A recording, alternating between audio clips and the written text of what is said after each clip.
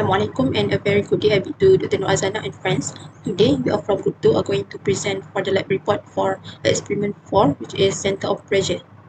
This is our group members. Introduction: Center of pressure, a concept in fluid mechanics, play roles in the analysis of fluid structure interactions.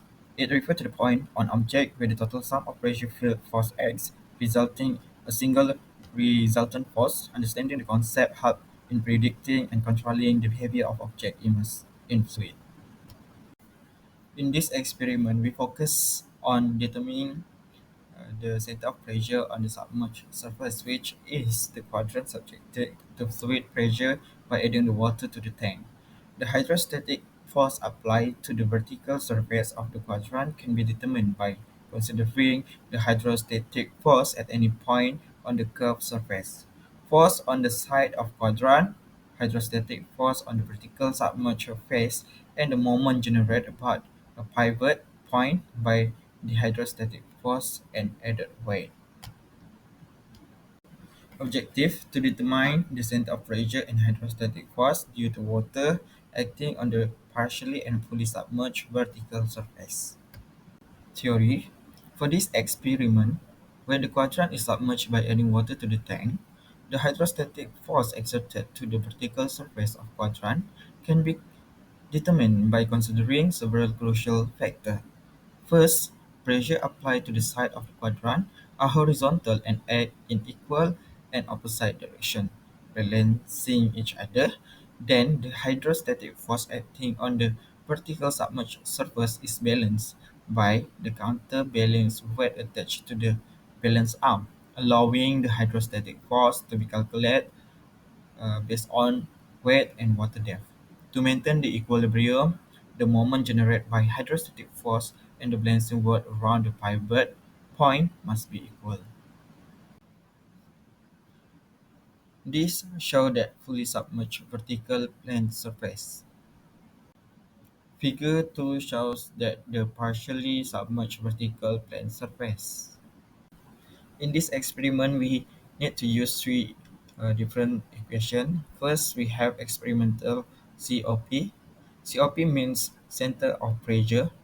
Then we have theoretical COP. And the last one, we have hydrostatic force. All the parameters are given in this slide too. So this is the experimental setup for this experiment which consists of level indicator, balance arm, pivot, counterbalance, weight hanger, turn bar, quadrant and also skin. Next is the methodology part. First, the apparatus of this experiment was set up as shown in figure 3. And second, the height of the quadrant D, the width of the quadrant B, the length L from the pivot to the weight hanger, and also the distance H from the quadrant base to the pivot were measured using ruler. Third, the quadrant was wiped using a wet rag to prevent surface tension. Then the weight hanger was placed on the end of the balance arm. Fourth, the balance arm was adjusted using counterbalance weight until it is perpendicular to the middle line of level indicator. Fifth, the experiment was started with the partially submerged condition. Hence, the weight of 50 grams was placed on the weight hanger as the initial weight. Sixth, then the water was added into the tank until the balance arm restored to the original position, where it will be aligned with the middle line of the level indicator. Seven, the drain valve was opened to release the water if the balance arm is above the level indicator. After that, it was closed back when the balance arm returned to the middle line of the level indicator. 8. The depth of immersion, D, was recorded into Table 1 by reading the quadrant scale when the balance arm is in stable condition at the horizontal position. The data of the depth of the immersion were taken 2 times to get the average reading. Nin, step 2 to 8 were repeated with the increment of 50 grams of the weights added until the final weight of 200 grams for partially submerged condition. And finally, for the fully submerged condition, 200 grams of weight was set as the initial weight. Step 2 to 8 were repeated with the increment of 50 grams until the final weight of 400 grams. The data of the depth of emission for fully submerged were recorded into Table 1. So this is the result that we get from this experiment. So the high percentage errors in the center of pressure experiment exceeding 20% in some cases can be due to the several factors. Small inaccuracy in depth measurement, calibration issues with equipment, and misalignment of setup could have significantly affected the results. Partially submerged cases are especially sensitive, making error are more prominent. Environmental factor like vibration and or air bubble might have disrupted the hydrostatic force reading, while the theoretical calculation assume ideal conditions that don't fully match real-world scenarios. Human error, such as inconsistent handling or delay in observation, could have added to these inaccuracies. Improving calibration, reducing disturbance, and refining measurement technique can help minimize this error in the future. So now for discussion. The first question is theoretically calculate the center of pressure for partially and fully submerged quadrant. So first, partially submerged, mass is 0.1 kilogram. So we use this equation and just insert all of the available information that we get from the results. And then we can get 0.1991 meters for partially submerged. Same thing with fully submerged. Just put it put in the information there in the equation, and then we can get the answer is equals to 0.1267 meters. So next, we, we are required to plot the graph. So first is the hydrostatic force versus the depth of immersion. So this is the graph.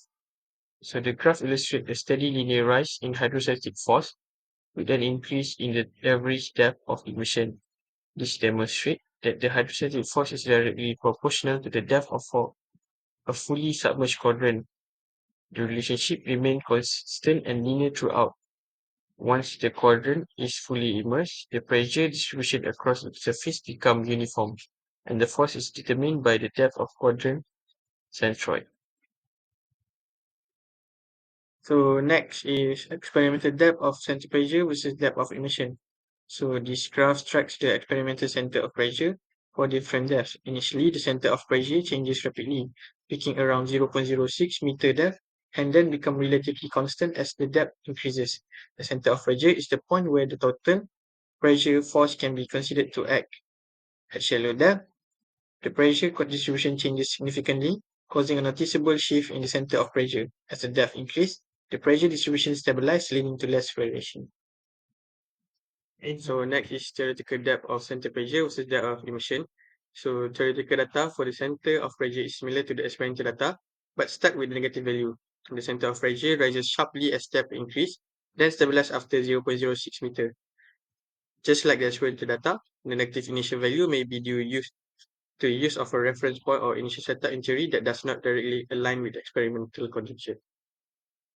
So the third question is discuss on the variation of hydrostatic force with the depth of immersion. Figure 4 demonstrate that the hydrostatic force increases with the depth of immersion. Hydrostatic force refers to the pressure exerted by fluid at rest, which is caused by gravity. As an object is submerged deeper, the hydrostatic force acting on its surface becomes greater, as explained by Pascal law. This is fluid particle at a greater depth experience pressure from both the atmosphere and wake of fluid column above them. In summary, the changes in hydrostatic force is with depth illustrate the rising pressure exerted by the fluid and the resultant force of the submerged pressure. Right. Fourth question is discuss on the relationship between the depth of the center pressure and the depth of immersion. The relationship between the depth of center pressure and the depth of immersion show that a depth immersion increase, the center of pressure decreases, moving closer to the geometric center of the submerged surface. This occurs because greater depth result in higher fluid pressure, which shifts the COP downward. For partially submerged object, the COP is more variable due to the non-uniform pressure distribution influenced by the waterline.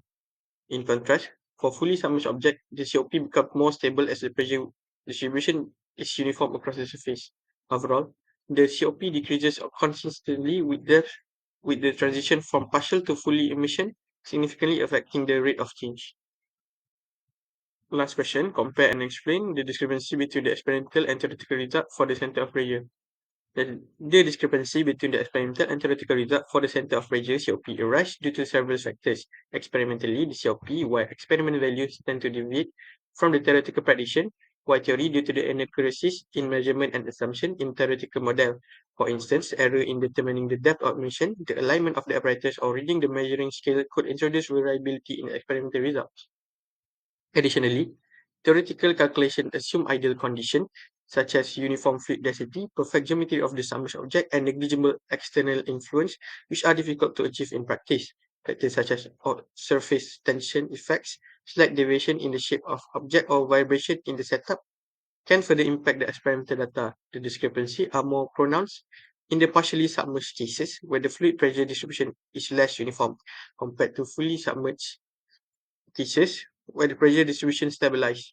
These differences highlight the limitation of the experiment setup and the simplification in theoretical model. For safety procedure, first, ensure that the apparatus is placed securely on a stable surface so that the experiment is conducted safely. Second, clean up any spills that cause from the pouring water into the tank immediately to avoid slipping hazards. Third, check the experimental apparatus for any damage or leaks before use to avoid an error occurs. And fourth, properly drain the tank and dry all components of the apparatus. These are the list of references that we use in order to finish this lab report.